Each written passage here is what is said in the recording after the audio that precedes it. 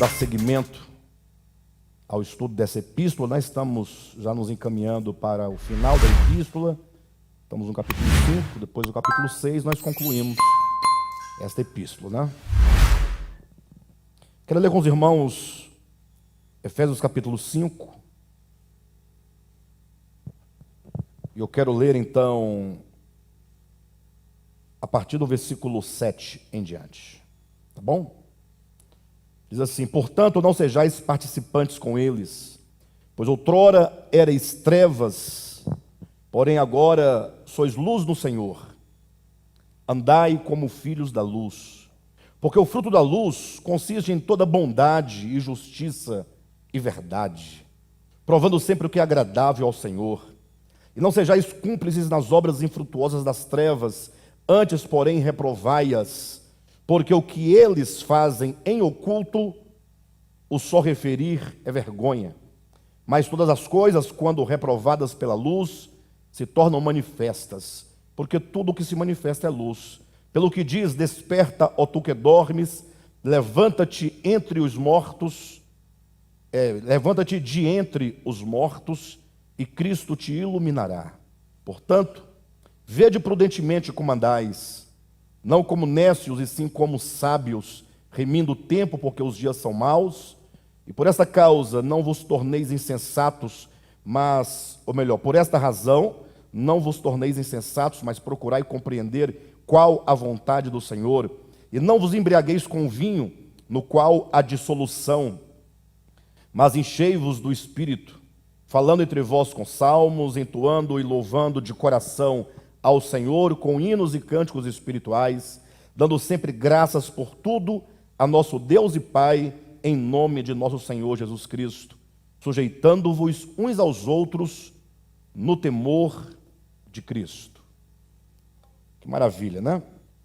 Quero começar aqui refletindo com os irmãos, quando a partir do versículo 7 o apóstolo Paulo, ele começa com essa conclusão dizendo: portanto, não sejais participantes com eles, pois outrora erais trevas, porém agora sois luz no Senhor, andai como filhos da luz, né? Os irmãos têm percebido que desde o capítulo 4, o apóstolo Paulo ele está fazendo sempre uma comparação entre dois modos de andar. O modo de andar dos incrédulos, dos gentios, o modo de andar daqueles que são filhos das trevas, que não tocaram na verdade, que não compreenderam a verdade, que não têm ainda o discernimento do que é a essência maior do homem, a sua íntima essência, a sua quinta essência, e por isso vivem na vaidade dos seus pensamentos, vivem por si e para si, e também em seguida comparando como é o andar, portanto, daqueles que alcançaram, né, foram alcançados e responderam e corresponderam positivamente ao chamamento, à palavra da verdade. Nesse atual momento, é importante nós lembrarmos que até então o apóstolo Paulo está apresentando as características do modo de andar daqueles que constituem o corpo de Cristo. Então é sempre bom resgatar a ideia de que o corpo de Cristo aqui em Efésios, como também em 1 Coríntios e em qualquer outro lugar do Novo Testamento, é uma metáfora que o apóstolo Paulo usa, e muito apropriada, né? Não somente para falar acerca da obra, porque o corpo de Cristo tem um aspecto no sentido de que aqueles que foram chamados, aqueles que foram eleitos, aqueles que foram predestinados, aqueles que receberam o evangelho pregado pelos apóstolos, a pregação apostólica, eles se tornam corpo de Cristo no sentido de se unirem a Cristo em relação aos dons e funções.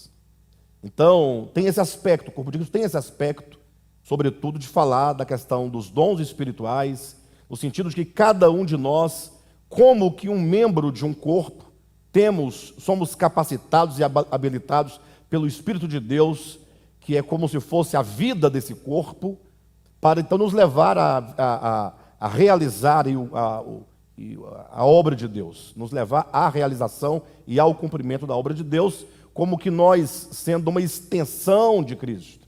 Porque é isso que o corpo significa em relação à cabeça, né? Quando você olha para um homem, no sentido metafórico, você imagine um cabeça, um corpo, E o corpo, portanto, existe a serviço daquela mente, né, daquela consciência, daquele cérebro, daquele ser, daquela pessoa. Então, tem esse aspecto da função. Mas, sobretudo, quando o apóstolo Paulo fala do corpo, ele dá ênfase à questão da unidade.